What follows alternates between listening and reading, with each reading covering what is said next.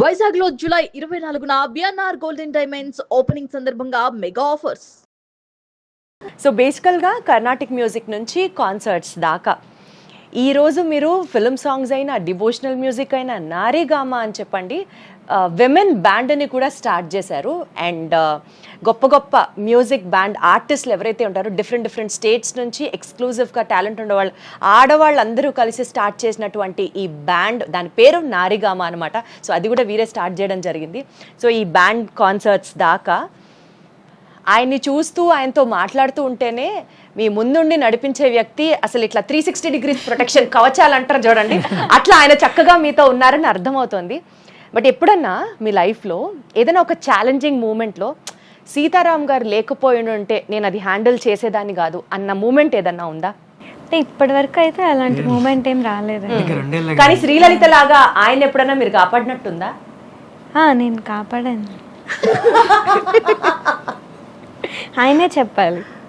So అట్లాంటి moments అయితే ఉన్నాయన్నమాట. 2024 అండి 24లో తను రాకుండా ఉండుంటే మేబీ ఒక రాంగ్ స్టెప్ వేసేవాడిని నేను లైఫ్ లో.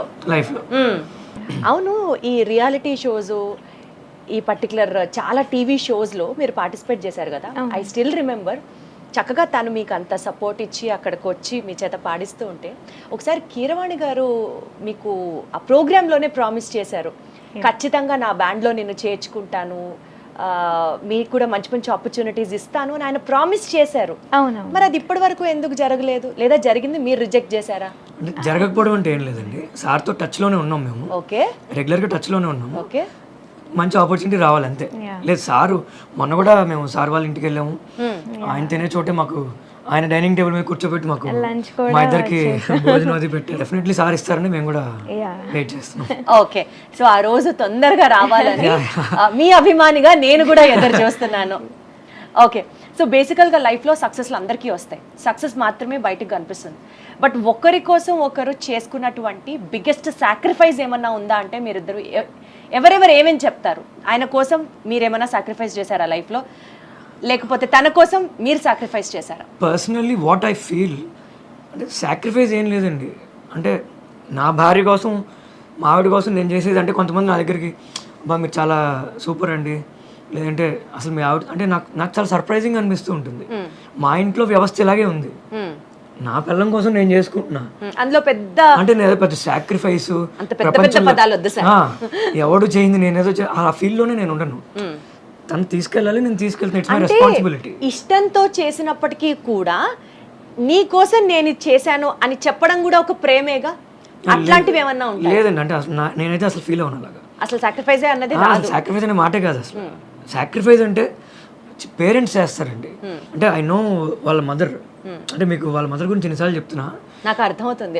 నెక్స్ట్ మదర్స్ డేకి అంటే మీరే రావాలంటే అంటే చాలా మందికి అంటే నేను నాకు పిల్లలు పుడితే వాళ్ళ మదర్ని, అంటే డెఫినెట్లీ మా అమ్మ నాకు ఎప్పుడు టాప్లోనే ఉంటుంది. Obviously she design me like this. Right, మా అమ్మగారు మా నాన్నగారు నా కోసం ఎంతో కష్టపడి తీసుకొచ్చారు.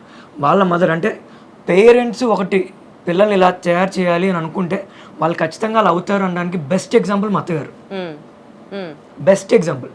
అంటే ఆవిడ ఆడపిల్ల అంటే కడుపులో రాకముందే నాకు నెక్స్ట్ ఆడపిల్ల కావాలి, పుట్టేది అవును, ఏదో ఇంటర్వ్యూలో చూశాను, మగ పిల్లవాడు పుడితే అయ్యో నాకు ఆడపిల్ల పుట్టలేదే అని ఫీల్ అయ్యాను అని చెప్పారు.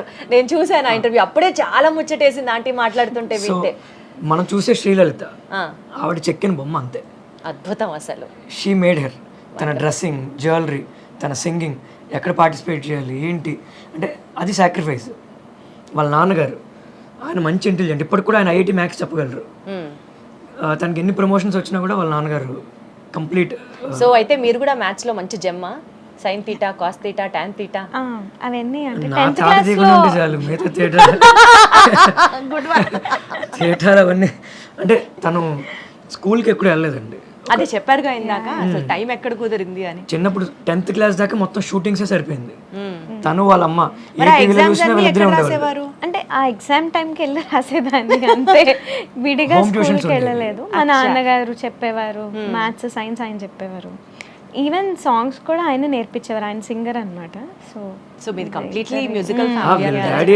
అంత ప్రొటెక్టివ్ ఫ్యామిలీ నుంచి ఈ రోజు శ్రీలలిత పేరు అని అంటే సాక్షాత్తు దేశ ప్రధాని నరేంద్ర మోడీ గారే నేను ఆవిడ పాట విన్నాను, మహాకనకదుర్గ ఆ పాటే కదా ఆయన రీషేర్ చేసి ఇంత బాగా పాడింది అమ్మాయి అని అన్న వెంటనే అసలు ఎస్పెషలీ మీ అభిమానులు ఎంత హ్యాపీ ఫీల్ అవుతారో నాకు తెలియదు, కానీ విజయవాడ వాళ్ళం అయితే మాత్రమే ఆ అమ్మాయి బావురే, ఆ అమ్మాయి విజయవాడే అని మొత్తం పండగ అయితే మేం చేసుకున్నాం. ఈ పాట అప్పుడు మీడియాలో అడిగారండి నన్ను కూడా మాట్లాడమని చెప్పి. ఆ పాట కూడా మీరే పాడానని చెప్పండి సార్, మీరే పాడమన్నారు. అప్పుడు ఏం జరిగిందంటే లలిత పడుకుంది, నాకు ఒక సిఐ గారు ఫోన్ చేశారు ఓకే పోలీస్ డిపార్ట్మెంట్ నుంచి, కంగ్రాట్స్ అండి అన్నారు. నేను దేనికో అనుకున్నా, దేనికండి అన్న. మీకు చేశారా డైరెక్ట్? అంటే నాకున్న పరిచయంతో ఆయనతో ఓకే కంగ్రాట్స్ అన్నారు. దేనికంటే ఇలా మోడీ గారు లలితమ్మది పెట్టారు కదా చూసావా అని అన్నారు. అవునా అని చెప్పి నేను వెంటనే చూసా. లలిత నిద్ర లేపి లలితమ్మ చూసావా మోడీ గారు నీదేదో ట్వీట్ చేశారు నీ గురించి అని అన్నా. ఊరుకో నాకు పొద్దున్న నేను నాతో తనకు వెతుకుతుంది, కెమెరా ఏమన్నా పెట్టి ఏమన్నా ప్రాంక్ ఏమన్నా షూట్ చేస్తున్నానేమో.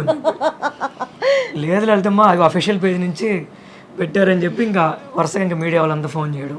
అద్భుతం కదా అసలు, అది లైఫ్ లో one of the best moments లో అదొకటి కదా. డెఫినెట్లీ అండి. ఎస్, డైరెక్ట్ గా మీతో ఎవరన్నా ప్రైమ్ మినిస్టర్ ఆఫీస్ నుంచి ఫోన్ చేసి మాట్లాడడం, దాని తర్వాత లైఫ్ అంతా వేరే లెవెల్కి వెళ్ళడం అట్లా ఏమైనా జరిగిందా? అంటే రీసెంట్ గానే జరిగింది అది. అవును, చాలా రీసెంట్ గా జరిగింది. మొన్న మోడీ గారు పంపించారండి అన్నట్టుగా ఆయన మన ప్రహ్లాద్ జోషి గారు వచ్చారండి, కేంద్ర మంత్రి ప్రహ్లాద్ జోషి గారు మీ ఇంటికి రావడం, దేవుడి దయ వల్ల ఆవిడ చేసినటువంటి ఆ మూరి మిక్చర్ తినకపోవడం. లేదు మోరీ మిక్చర్ ద బెస్ట్. విజయవాడలో మిక్చర్ అంటే మా ఆవిడే. Thank you. అంటే అసలు భార్య మీద ఈగ కూడా వాళ్ళేవరా సార్? ఇది ఎక్కడ అన్యాయం అండి? లేదు ఓపెన్ గా చెప్పాలి, తను చాలా బాగా చేస్తుంది. అంటే వీళ్ళ మావయ్యలు వీళ్ళందరికీ బాగా అలవాటు మూరి మిక్చర్, ఆ మిక్చర్ తినడం. అంటే వాళ్ళకి ఇంట్లో బాగా ఆ మిక్చర్ తింటూ ఉంటారు. అందరూ వస్తే గనుక దే విల్ వెయిట్ అన్నమాట ఈ మిక్చర్. అంటే వీళ్ళ ఫ్యామిలీ డిష్ అండి అది, సిగ్నేచర్ డిష్. Signature dish. మా అమ్మమ్మ నేను చూస్తూ అసలు మీకు అతి త్వరలో పుట్టబోయే బుజ్జి బేబీకి కూడా చక్కగా పాపకో బాబుకో మూరి మిక్చర్ టేస్ట్ జీన్స్ రావాలని మనస్ఫూర్తిగా కోరుకుంటున్నాం. తన క్యారింగ్ అని తెలిసింది, చక్కగా దేవుడి దయ వల్ల తను సంతోషంగా తల్లి బిడ్డలు ఇద్దరు క్షేమంగా ఉండాలని మనస్ఫూర్తిగా కోరుకుంటూ ఈ ప్రెగ్నెన్సీ జర్నీ ఎలా కొనసాగుతుంది? So on behalf of Suman TV జనాలకు చెప్పాలండి, తను కన్సీవ్ అయింది ఇప్పుడే అండి. ఇప్పటికే 3 సార్లు డెలివరీ కూడా అయిపోయింది, చేస్తారు జనాలే. ఎవరెవరో ఆగండి కొంచెం ఆగండి జనాలు. మా కజిన్ యూకేలో ఉంటాడు, ఒకసారి ఎప్పుడో రాత్రి ఫోన్ చేశాడు, హే కంగ్రాట్స్ రా నాకు చెప్పలేదు ఏంటి అన్నాడు. నాకంటే తెలిస్తే దేనికన్నా అంటే లలిత ప్రెగ్నెంట్ అంట కదా అని. మొన్న ఎవరో ఫోన్ చేశారు, ఫోన్ చేసి కంగ్రాట్స్ అమ్మా డెలివరీ అయిందంట కదా అని.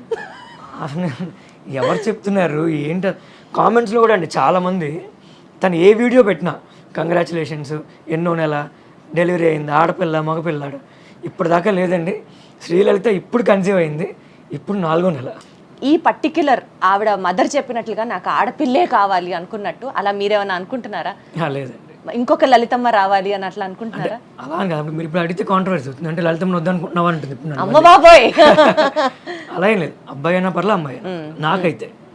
బట్ ఒక క్యూట్ మూమెంట్ మీరు కనుక అబ్జర్వ్ చేస్తే, ఆయన మాట్లాడిన ప్రతిసారి మనమైతే ఇంకా శ్రీలలిత అంటున్నాం కానీ ఆయన అయితే లలితమ్మ అంటే మాట్లాడుతున్నారు. సో మీరైతే లలితమ్మ అంటారని అర్థం అవుతుంది. మీరు ఆయన ఏమని పిలుస్తారు? నేను ఏమండి అని పిలుస్తాను. అబ్బో ఏమండి అంటారు. ఇంకా అది కాకుండా అరే సుబ్బారావు అలా అయితే పిలవదు, ఖచ్చితంగా డెఫినెట్లీ అలా పిలవదు. అలా అంటే ఎవరు లేనప్పుడైతే అప్పుడప్పుడు నిక్ నేమ్స్ తో పిలుస్తాను. అదే ఏంటా నిక్ నేమ్స్? నిన్ను అడిగితే నన్ను చెప్పండి. అది కూడా ఆయనే చెప్తారు. ఓ పని చేద్దాం సార్, ఈసారి మీరే మీ ఒక్కరితో ఇంటర్వ్యూ చేస్తారు, మీ ఆవిడ వర్షన్ ఏంటండి, మీ వర్షన్ ఏంటండి అని మిమ్మల్ని అడిగితే సరిపోతుంది. చూసే వాళ్ళందరూ తిట్టుకుంటారు, తను అడిగిన వీడియో మాట్లాడేస్తున్నాడు అనుకో. అందుకనే మీరే ఆయన్ని ముద్దుగా ఏమని పిలుస్తారో చెప్పండి. నేను కన్నా అని పిలుస్తాను. కన్నా, సూపర్ క్యూట్. ఇలా చెప్తే చక్కగా ఉంటుంది అన్నమాట. సుమన్ టీవీలో మీ పర్సనల్ అండ్ బిజినెస్ ప్రమోషన్స్ కోసం కింది నెంబర్కి కాంటాక్ట్ చేయండి.